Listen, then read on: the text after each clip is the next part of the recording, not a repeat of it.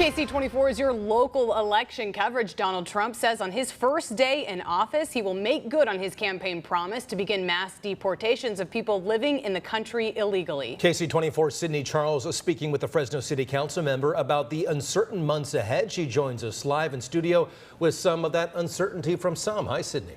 Hi, Eric. Yes, Fresno City Council member Luis Chavez says there is a lot of confusion about what mass deportations could mean for the Central Valley.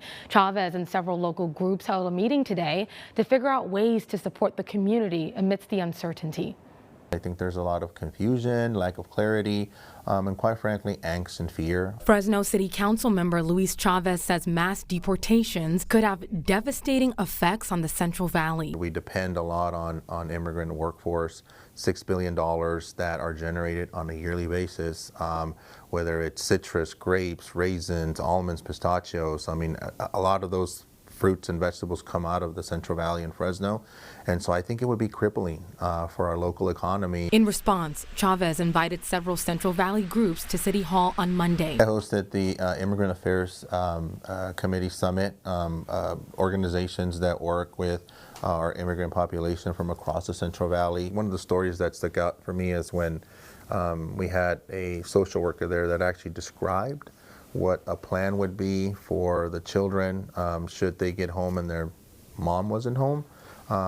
They don't even have relatives close by. So, you know, I think the implication of that is now you have children that could potentially be in the county foster care system. Executive Director of Centro La Familia, Margarita Rocha, attended the meeting and says they discussed how to get Valley families the information they need to create a plan of action. If your child is elsewhere and then you are picked up, who's the caretaker? And so all of those kinds of things need to be put in place. According to Chavez, the summit also hopes to address an uptick in wage theft directed at immigrant workers in Fresno. There's been an increase in employers and folks not wanting to pay immigrants that might not have, documentation, and then threatening to call ICE on them. Chavez sharing this message with the community ahead of the holidays. As we all sit down for our, Thanksgiving dinner, we should remember the people that actually put that food on the table.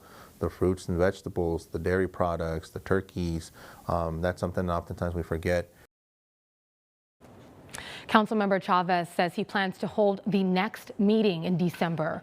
Reporting live in the studio, Sydney Charles, KC24, local news that matters.